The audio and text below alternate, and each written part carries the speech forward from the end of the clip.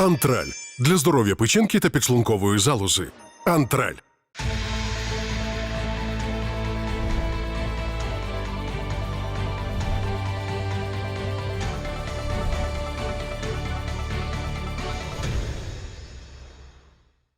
Пане Буданов, спасибі, що знайшли час на це інтерв'ю.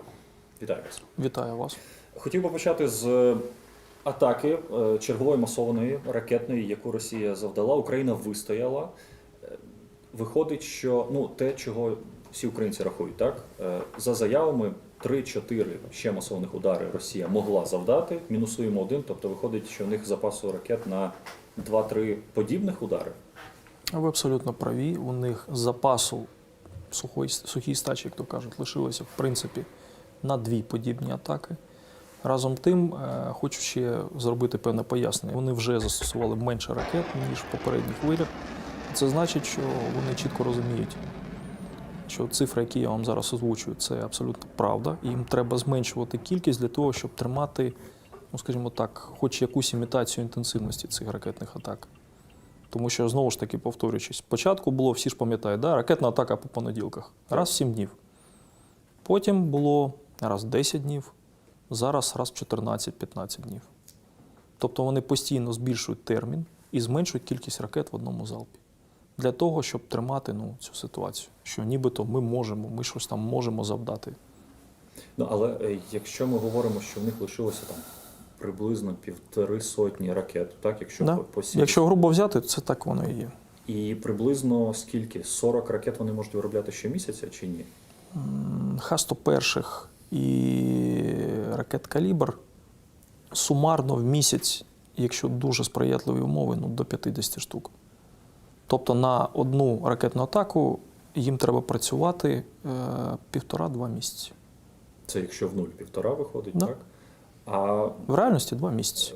Раніше, декілька місяців тому, ви говорили про те, що 30% – це ось цей ліміт. Вони давно вже за нього зайшли. Чому я кажу, якщо прибрати виробництво нових ракет і просто взяти те, що є станом на зараз, вони вийдуть в ноль через 2,5 таких атак ще.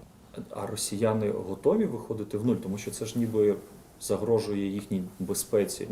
Як вони декларуються, так? Тобто, ці 30% НЗ, так званого, запасу недоторканого, якщо в них нічого не лишається, вони йдуть прямо в ва-банк, ракетний терор? Вони вже давно пішли в ва-банк у всіх цих питаннях.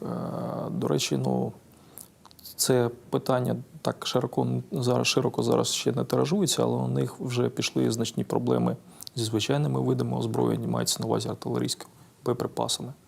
Там теж буде катастрофа до кінця, давайте так, до березня проблеми з боєприпасом будуть вже дуже такі явні для всіх.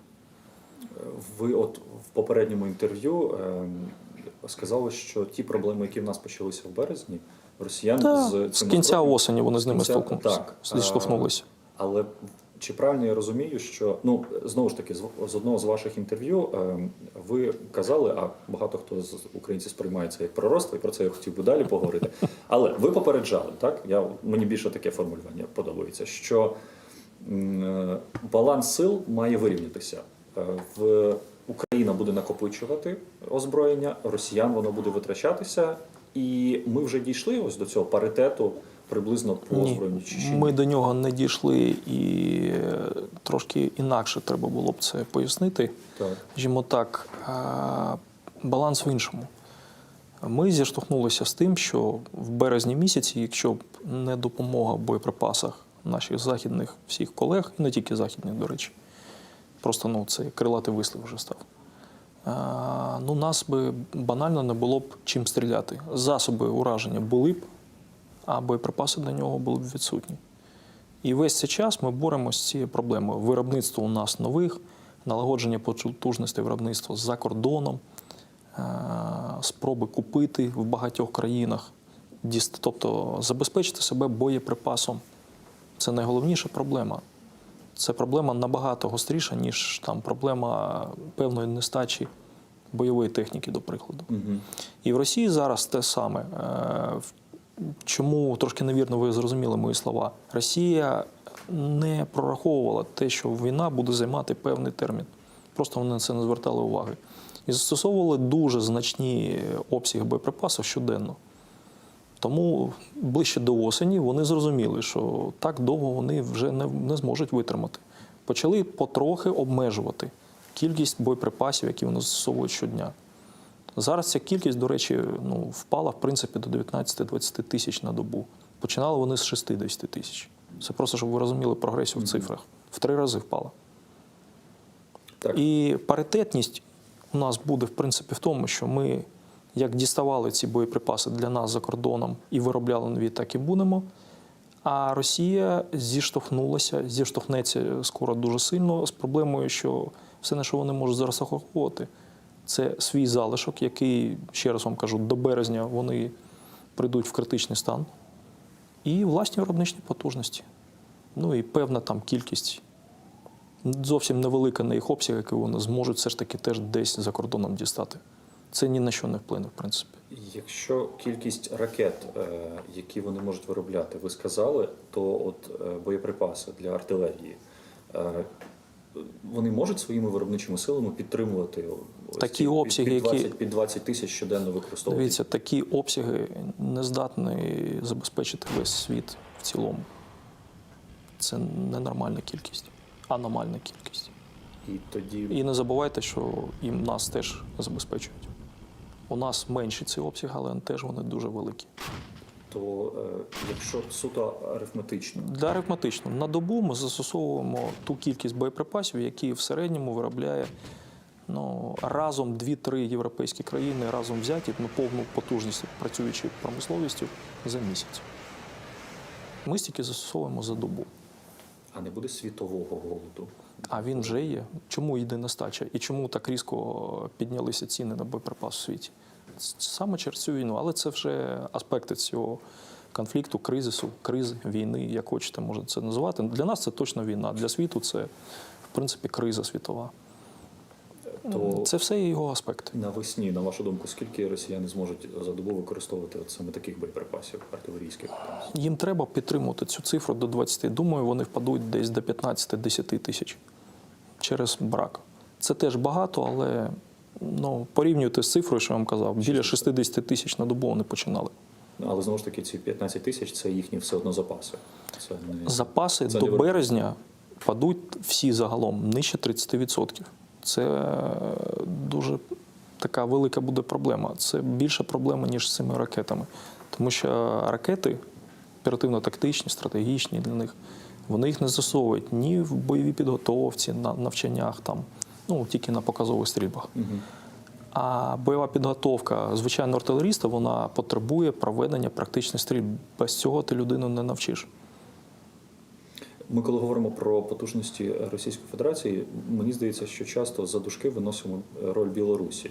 Хоча також в медіа була інформація, що Росія активно витягає зі складів Білорусі. Вони вже витягли все, що могли. А виробничі потужності Білорусі, Росія може на них розраховувати чи ні? Виробництво Білорусі не здатне забезпечити ті обсяги, які я вам ще раз кажу. Ніхто в світі один не здатен забезпечити обсяги такі в озброєнні.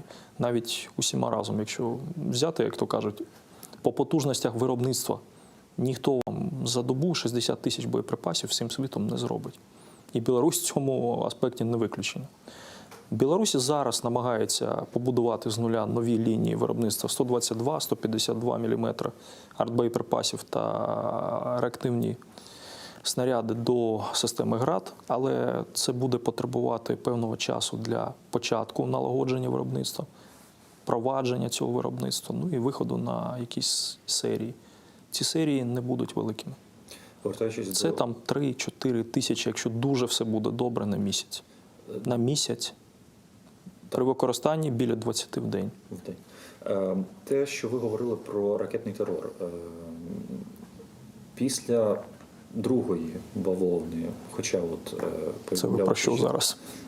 Вибухи в Енгельсі, те, що ми спостерігали. Так.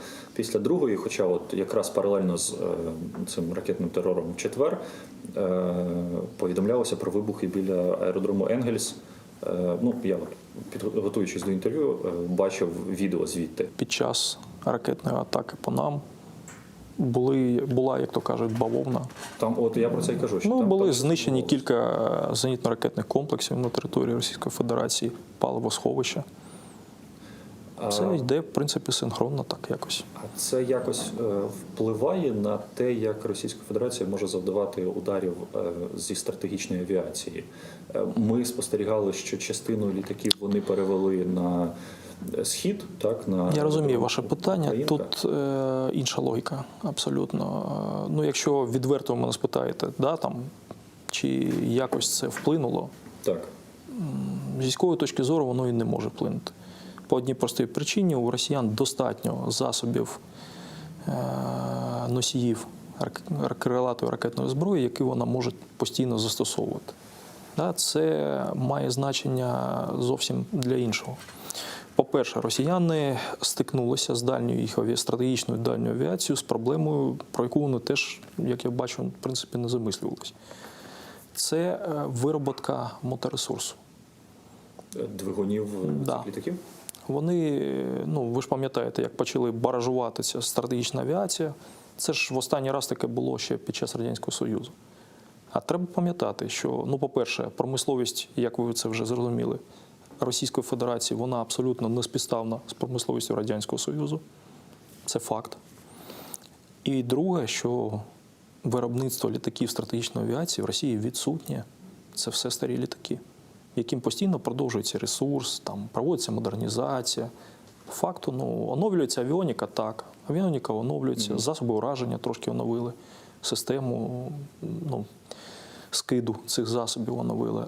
Але ж, по суті, це ті самі літаки. І планер той самий, двигуни більшістю також ті самі.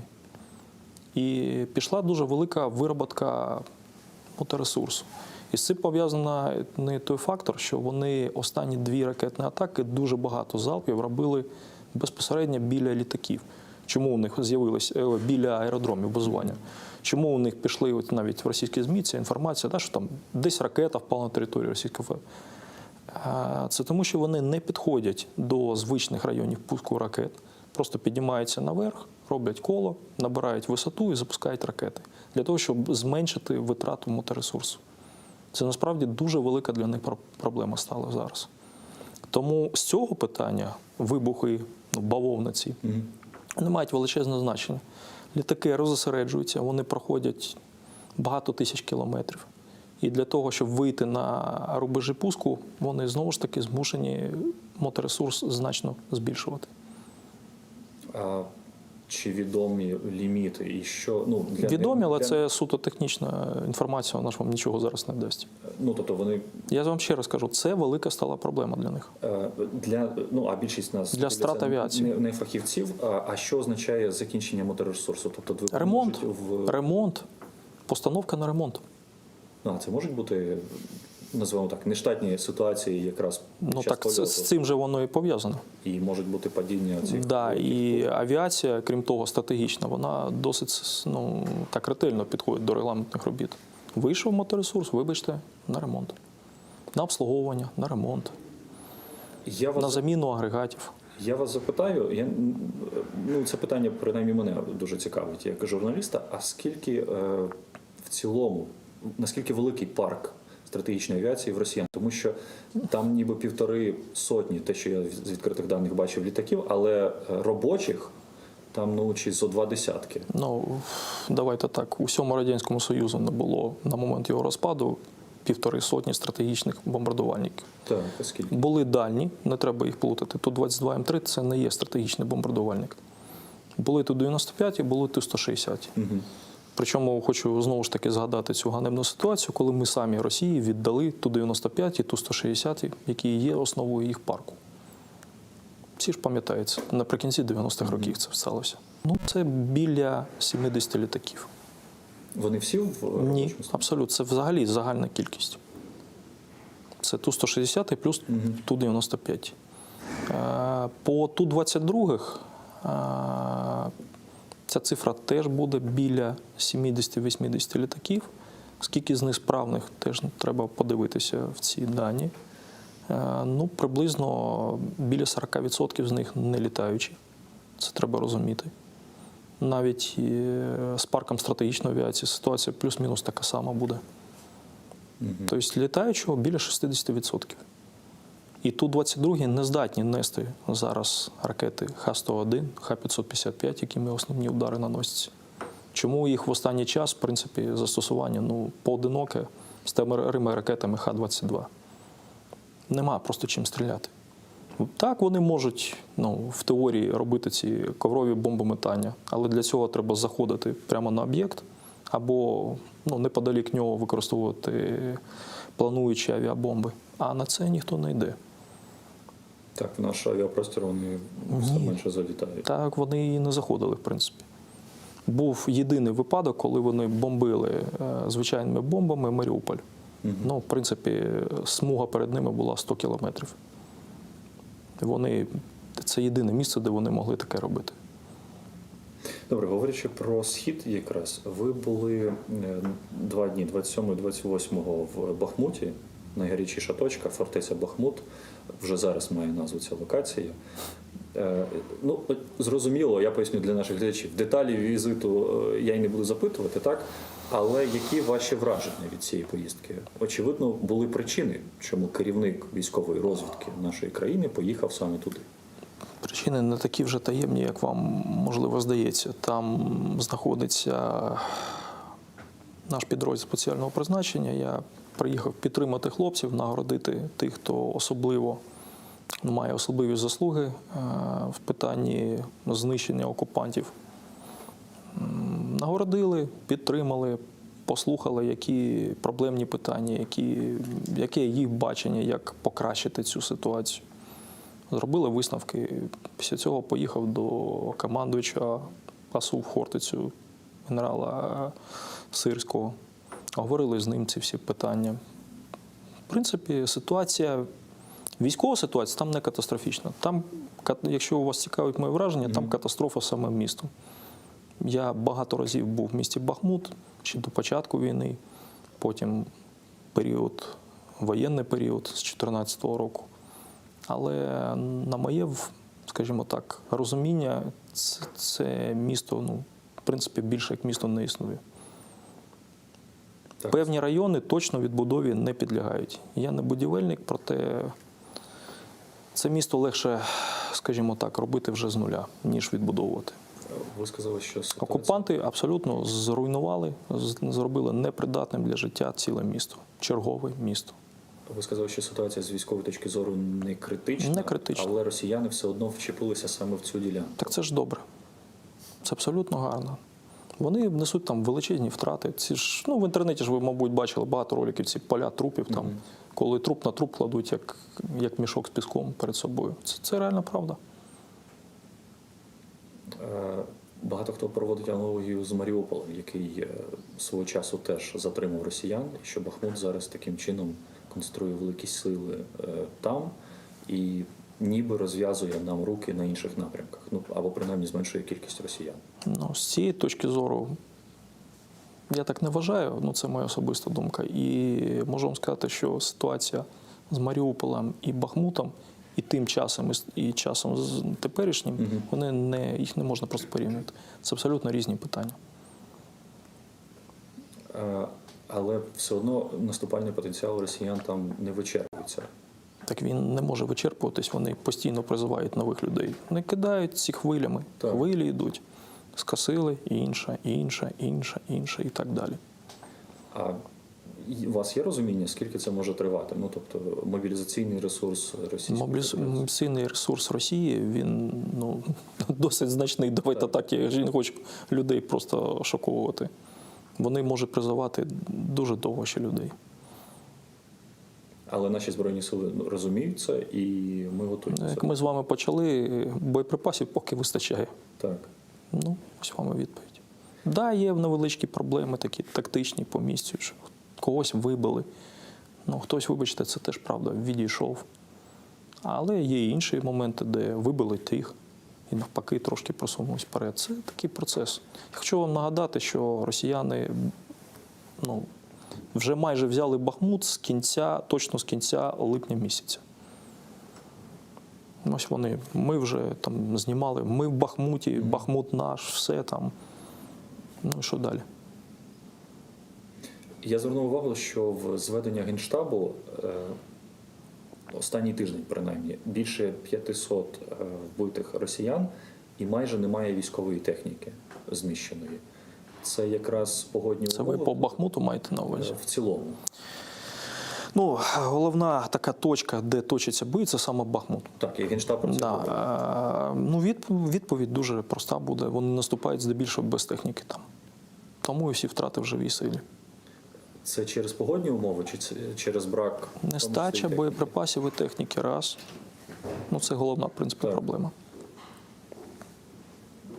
Якщо є. Іншої не буде моя. Це Я- нестача боєприпасів та техніки. Гаразд. Але я просто чому запитував вас про мобілізаційний ресурс Росії. Ми останнім часом, окрім аеродрому Енгельс, про який говорили, бачимо, що і військові частини, і казарми Горять. вибухають, спалахують, Так. підпали, бачили навіть місцеві. Машини горять з написами Z, Так. да, які просто в містах Росії. Дуже багато надзвичайних подій на залізниці відбувається. Приблизно кожного дня. Багато на Транссибірській магістралі буває. Це по всій Росії йде. Це Затримуються вони постійно рухи.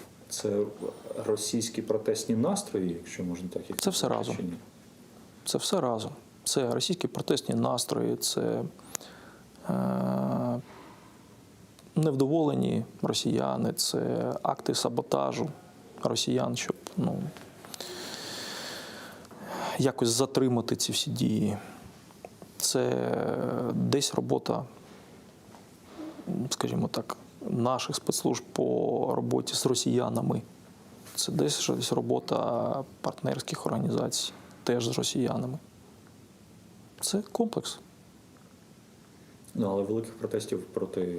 Протести не можуть бути в Росії, це нереально. Ті, хто кажуть, що ось там люди прозріють, вони не вийдуть і не прозріють. По-перше, треба розуміти, що в принципі росіяни насправді підтримують цю війну. Більше 80%. Так, трошки впав там відсоток, впав до 70%. Це нічого не міняє. Росіяни насправді підтримують цю війну. Підтримують вони тому, що вони вірять своїй пропаганді, вона трішить по швах, але оцей перелам в мізках, він просто їх зводить з розуму. Вони не розуміють взагалі, що коїться, і тому бачать свої проблеми соціальні навколо. Ну і дуже легко ці всі проблеми, скажімо так, в свідомості росіянина перенести на відповідальність колективного Заходу, який не дає Росії нормально жити, і Україна, яка хоче їх всіх знищити. Все. Тому вони і підтримуються. Я для наших глядачів просто зацитую раніше ваші слова. Ми воюємо не з російським режимом, а з російським народом. Я вам можу знову повторити. Я ще раз вам кажу, більше 70% підтримують війну в Україні. Але разом з тим, я дивився останнє опитування, у них певне роздвоєння відбувається в Росії. Так, правильно, я ж вам кажу, у них роздвоєння, вони до кінця не можуть це якось для себе пояснити, і тому поясняють, це все Захід, який хоче нас стримати, і Україна, яка хоче нас знищити. Ви ж подивіться, що вони кажуть там, просто на своїх шоу, що ми, виявляється, вони ж були змушені нас атакувати, тому що Україна збиралась знищити Росію. Але разом з тим російські ось ці пропагандистські шоу, вони вже зникли з... Вони не зникли, вони змінили свою риторику, тому що очевидні факти, вони ж не можуть на них не реагувати. Да? Перш за все, дуже велика кількість загиблих і важко поранених, вона дає про це все знати. По-друге, ці всі бажання, візьмемо Київ за 3 доби, що взяли?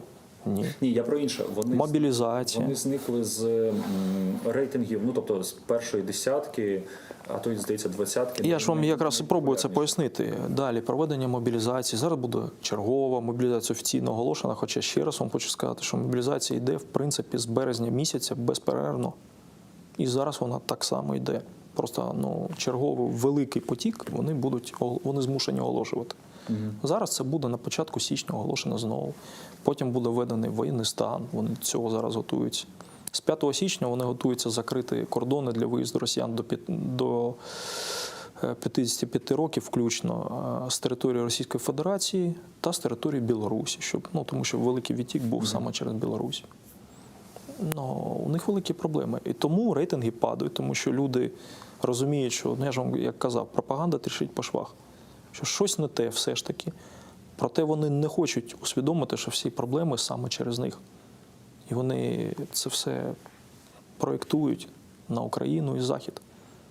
Вони вірять, що вони воюють тут з НАТО. Вони насправді це вірять. От звичайний там росіянин, звичайний боєць, який попадає в полон, багато хто з них каже, так що ж, ми з НАТО воюємо. Потім їх питають, а ви бачили хоч одного тут бійця НАТО? Ні, не бачили. От вам же допомагає НАТО, ми з ними воюємо. Це реалії. Одна з тем для російських пропагандистів це була карта, яку побачили у вас в кабінеті. Мої колеги опублікували. Як вам реакція російської пропаганди, російських так званих журналістів на цю карту? Двояка. По-перше, поясню вам чому. Ця карта з'явилася приблизно в період, я точно не пам'ятаю, між 5 та 7 березня 2022 року.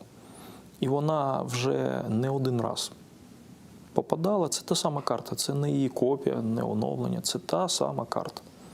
Вона завжди лежить у мене на робочому столі, тому трошки така заїжджена, як то кажуть. Бо і багато хто брав в руки, дивився, олівцем щось малював. Широким маркером? Це я маркер використовував, да. Тому, ще раз вам кажу, ця карта вже з'являлася. І тоді реакція у росіян, перш за все у росіян, вона дуже різко відрізнялась від тієї, яка з'явилась зараз. По-перше, вони так не особливо на це звернули увагу, і всі їх експерти тоді сказали, це там якийсь бред. Вони, хочу нагадати, в той час стояли під Києвом. Зараз ми їм покажемо, тут Київ вже майже взяли, в країні кінець, там їм кінець і так далі. Потім вони про це забули, і ваші колеги, журналісти, просто нагадали, як то кажуть, про це. А зараз вже реакція зовсім інакша. У них шок, не шок, а страх. І страх перед розумінням реальності. Вони розуміють, що це насправді їх майбутнє. Ось чому той ролик, який так розійшовся дуже, де на інтерв'ю, Скабєєва взагалі мовчить. А пан експерт, я дуже багато дивився його виступів, ми як розвідорган маємо це все передивлятися. Він абсолютно, він ворог, але він компетентна, в принципі, людина. І зараз його пояснення були, насправді, в нашому розумінні абсолютно правильні. Він сказав дослівно, що це великий ризик для нас. Це те, що нам приготували. І треба всерйоз думати, що з цим робити. Єдине тут, що я мог би сказати, коментуючи це не те, що ми їм підготували, а це те, до чого вони себе довели. Але це насправді їхнє майбутнє. І більш того, вони про це знають. Ми можемо розуміти, що вони усвідомлюють потенційне майбутнє Росії. В Росії багато абсолютно недурних людей, там серйозні наукові установи є, які все це науково проробляють, моделюють, прогнозують, займаються цим вивченням. І вони знають, що це насправді їхнє майбутнє. Певна там кількість людей вірить, що воно буде якось трохи інакше, інші вірять, що можна, в принципі, зберегти єдність Російської Федерації, змінивши її на конфедерацію або давши права суб'єктам Федерації такі, як мають бути в Федерації. Тобто, як в Сполучених Штатах, в принципі, всі живуть під єдиним керівництвом, проте по своїм правилах. Такого ж в Росії нема. Жоден керівник краю, він же ж не обирається, там всі призначаються. Це федерація тільки умовна. Насправді вони живуть більшістю як унітарна держава, якщо подивитись на те, що у них є зараз. Але всі розуміють, що це майбутнє реально. І воно буде чи офіційно розділено, або буде неофіційно, просто під впливом. Але ітог один і той самий. А що ви маєте на увазі неофіційно? Офіційний сценарій зрозумілий. Проголошення Протекторати. Чиї? Там все відображено. Дивіться в мапу, там є всі відповіді. Гаразд. Так ми до вас, так разом з вами плавно ми дійшли до того, що 23-й рік. може принести? Є прогнози від вас, зрозуміло, кожен може подивитися в інтернеті, що збулося, що в Радість і стадії. перемогу. Ось що він нам принесе. Саме 23-й, тому що Саме 23. Хоча б, давайте так, як мінімум, я на це сподіваюся, щоб вам легше було. мені легше було, якщо чесно, без доповнення, тому що один журналіст проводить опитування. Можливо, ви бачили так в себе в телеграм-каналі. Ні, телеграм-канали от якраз не дуже продивляюсь. Ну, у вас, я думаю, Ні, у нас є ті, хто це роблять, я просто про себе кажу. І там тенденції різні. Багато хто зараз з його аудиторії говорить про те, що до року війна триватиме ще. От станом там. скажімо. А з якого моменту він рахує? А от саме з часу опитування. Коли він проводить опитування, це буває раз-двічі на місяць. От станом Ну так давайте. Якщо кажуть до року, в який час це було опитування проведено? в кінці року, в кінці 22-го року. Ну, я вам скажу так, що люди ж, коли людину питаєш про подібні, ставиш подібне запитання, да? Вони ж орієнтуються в своєму сприйнятті світу. Не те, що там мене запитали 22 грудня, до прикладу. Да, вони якось час війни сприймають, ось вона почалась для багатьох людей 24 лютого, хоча вона насправді триває з 2014 року, хочу це нагадати. Ну і вони якось від цієї дати в своєму розумінні відштовхуються. Якщо, а воно, повірте мені, що є так, додайте рік, це і буде вам. Середина або друга половина 23-го року. Нічого тут розбіжностей не буде.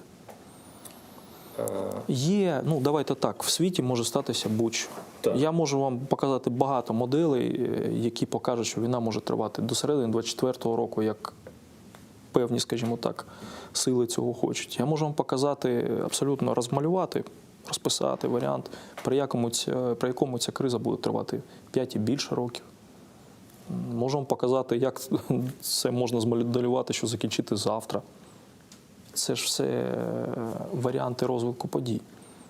Але є певний набір факторів, Найбільш ймовірно. певні алгоритми, які задіяні вже. І спираючись на це, я роблю висновки. Тоді от до цього повернемося. Це буде фінальним питанням. А перед ним, а що чекає Росію в 23-му році? І Ви ж російське бачили керівництво? карту. Російське керівництво – трансфер влади. Ось що їх чекає. До реваншистів чи до більш лояльних? Давайте так, це вже покаже час. А ви бачили, скажімо так, лояльних людей в російському середовищі? І я не бачу. Є ті, що прикриваються трошки цим. Є ті, які просто не прикриваються. Але, от, до речі, багато людей з тих, хто там кричать, всіх радіоактивний попіл і так далі, як спеціальна служба, ми маємо багато підходів до всіх цих людей і розуміємо, хто чим живе. От більшість з них, насправді, мають абсолютно протилежну думку. Це образ, який він заходить звичайному росіянину, ми такі страшні, ми зараз всім покажемо. Не всі абсолютно там такі дурні. Це, до речі, відповідь на питання, чому там всіх лякають такими страшилками. О, Росія завдасть ядерний удар. Не завдала ж, як всі бачать. Хоча навіть публічно, я пам'ятаю, там керівництво Російської Федерації казали, ми там готові для захисту територіальної цілісності Російської Федерації. Всі мають усвідомлювати, що Росія – країна, яка має потужний ядерний арсенал і так далі. Цього ж було багато. Ну і що далі? Нічого. Використання зброї і масового ураження будь-якою країною зараз – це, в принципі, фінал існування цієї країни. І росіяни це розуміють для себе? Чудово розуміють. Дуже чудово розуміють. Це розуміє сам Путін чи його оточення? Від кого це залежить? Це розуміє керівництво Російської Федерації. Окей. Я вашу відповідь зрозумів. Останнє тоді питання. А що, повертаючись до завершення війни, очевидно, має бути українською перемогою. На вашу думку, а що таке українська перемога? Ну, от якраз від філософського аспекту цього питання ми можемо перейти з вами в практичну площину. Так, тільки Практична площина, хоча насправді відповідь на ваше питання буде одностайно в двох площинах.